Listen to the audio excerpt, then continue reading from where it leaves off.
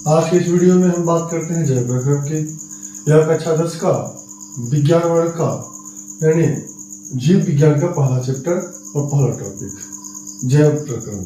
तो बात आती है जैव प्रक्रम, पाठ का नाम भी है और अगली हेडिंग भी है कि जैव प्रक्रम किसे कहते हैं।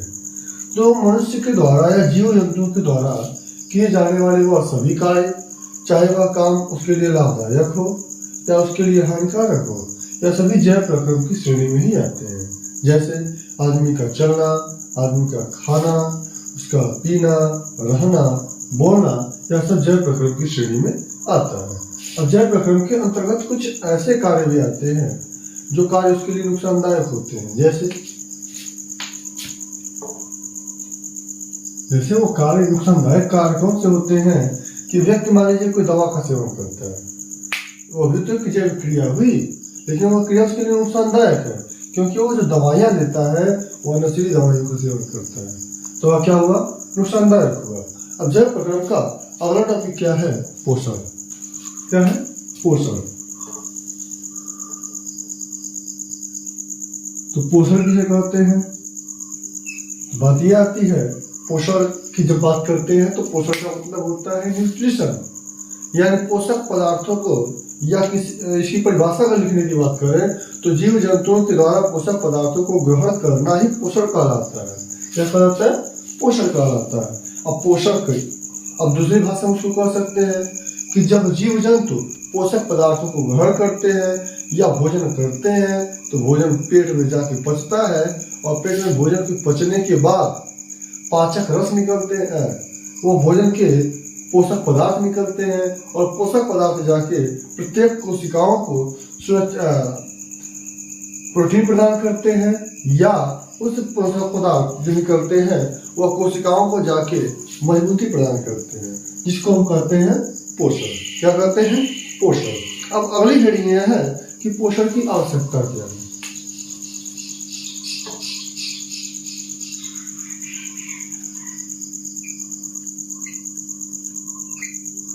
पोषण की आवश्यकता।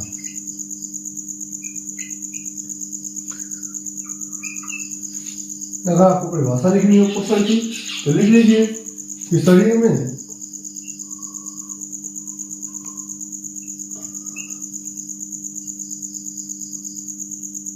पाए जाने वाले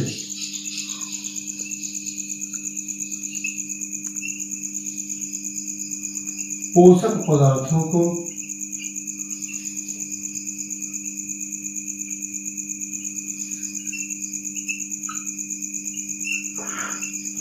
कोशिका के द्वारा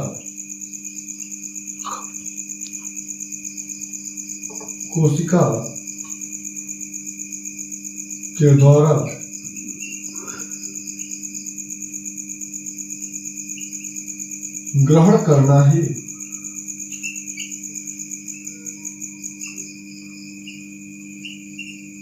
पोषण कहलाता है।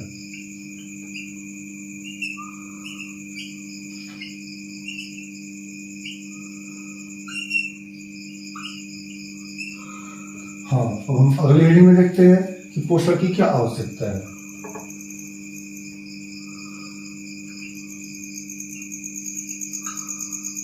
पोषण की आवश्यकता।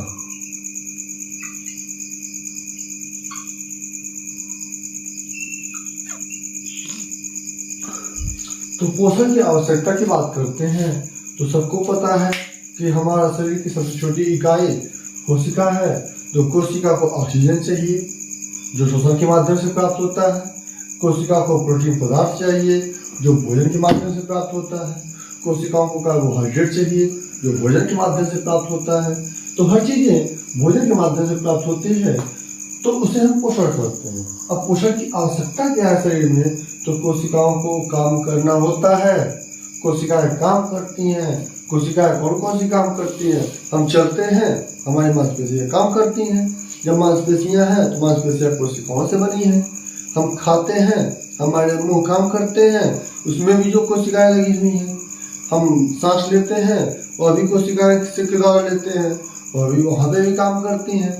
तो पोषण की आवश्यकता यह है कि यह कोशिकाओं को यह कोशिकाओं को ऊर्जा प्रदान करती है। यह कोशिकाओं को ऊर्जा प्रदान करता है।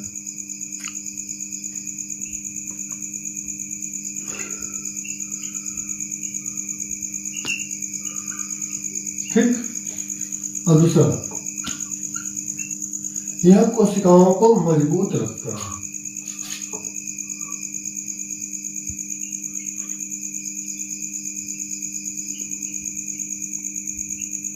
यह कोशिकाओं को मजबूत रखता है।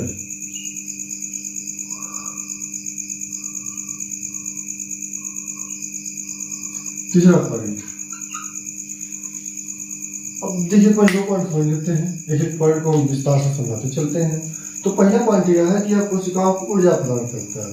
तो कोशिकाएं जब काम करती हैं तो कोशिकाओं के अंदर भी थकावट हो जाती है, हमारी शरीर धीरे धीरे शिथिल हो जाती है। जैसे मान लीजिए सुबह उठते हैं, दिन भर काम करते हैं, तो सुबह के वक्त जितनी एनर्जी हमारे अंदर होती है उतनी एनर्जी शाम तक नहीं होती है, एनर्जी की धीरे धीरे कमी हो जाती है।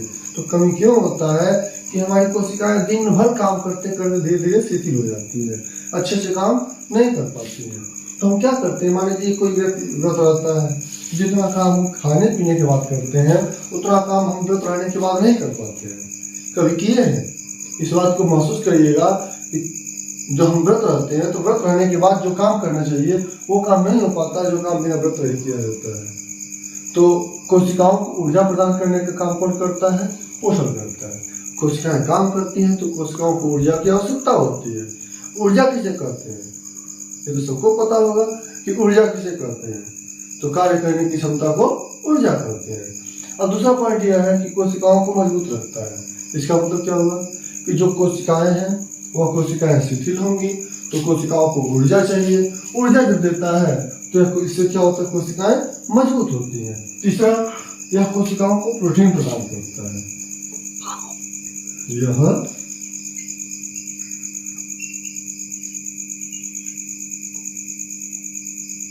यह कोशिकाओं को प्रोटीन प्रदान करता है।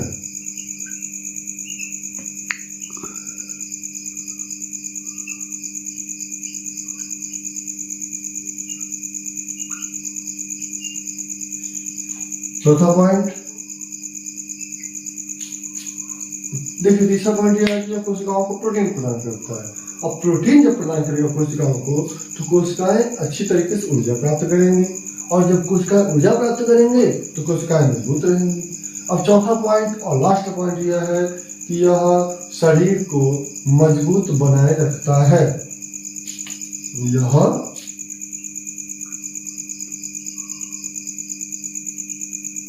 शरीर को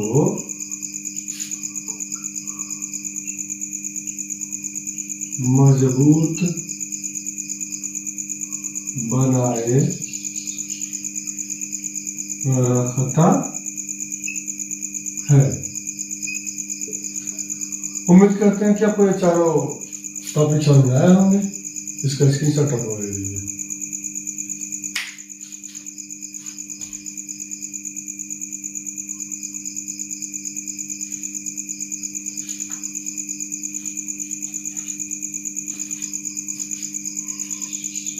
हम इसको मिटा देते हैं।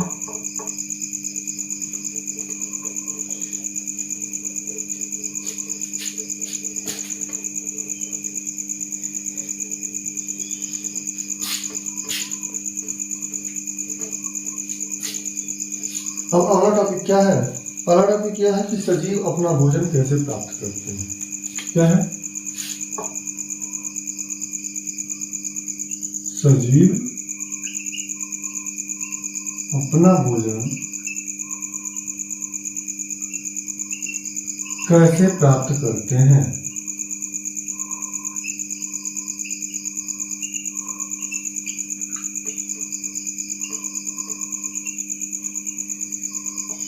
तो सजीव अपना भोजन कार्बोहाइड्रेट के माध्यम से प्राप्त करते हैं। सजीव अपना भोजन ऊर्जा के माध्यम से प्राप्त करते हैं। सजीव दो प्रकार के होते हैं। पहले नंबर ये समझिए सजीव किसे कहते हैं और निर्जीव किसे कहते हैं। तो वह सभी प्रकृति में पाए जाने वाले वह सभी पदार्थ जिसके अंदर जीवन नहीं पाया जाता है उसको निर्जीव कहते हैं, और जिसके अंदर जीवन पाया जाता है उसको सजीव कहते हैं। तो सजीव अपना भोजन कैसे प्राप्त करते हैं? तो सजीवों को दो भागों में बांटा गया है। एक होता है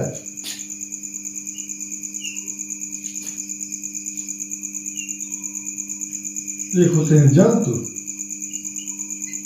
और एक होते हैं पादप, यानी पौधे। दोनों सजीव की ही श्रेणी में आते हैं। पौधों को भी सजीव की श्रेणी में रखते हैं और जंतुओं को भी सजीव की श्रेणी में रखते हैं। अब देखिए, जंतु अपना भोजन जब प्राप्त करते हैं तो जंतु परपोषी होते हैं। जंतु क्या होते हैं? परपोषी होते हैं।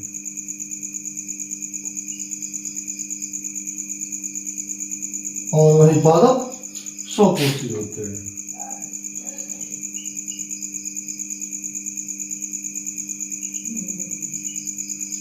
अब परपोषी किसे कहते हैं, स्वपोषी किसे कहते हैं, इसको समझ लेते हैं। तो वह सभी जीव या वह सभी जंतु या वह सभी सजीव के पदार्थ जो अपना भोजन दूसरों के माध्यम से प्राप्त करते हैं। जैसे मान लीजिए हम अपने घर पे हैं, खाना अपना नहीं खा रहे, खाना खा रहे पड़ोसिया के यहाँ, तो क्या होगा? परपोषी होगा। हम अपने हाथ में नहीं बनाते हैं, जब कोई बना के देता तो खा लेते हैं, तो पास रह जाते हैं।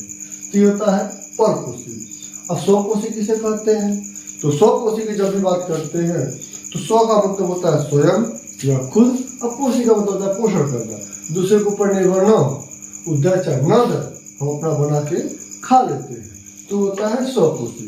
और पौधे जो होते हैं वह स्वपोषी होते हैं। कभी देखिए होगा तुमने कि पौधा कहीं खाना बनाता है बैठ के, कहीं भगवान को लेके पेड़ के नीचे बैठ जाता है, बैठ के बना लेता है, ऐसा कुछ नहीं होता है। पौधों के अंदर स्वपोषी प्रक्रिया होती है और जंतुओं के अंदर परपोषी प्रक्रिया होती है। तो इस प्रकार हमारा यह टॉपिक था कि सजीव अपना भोजन कैसे प्राप्त करते हैं।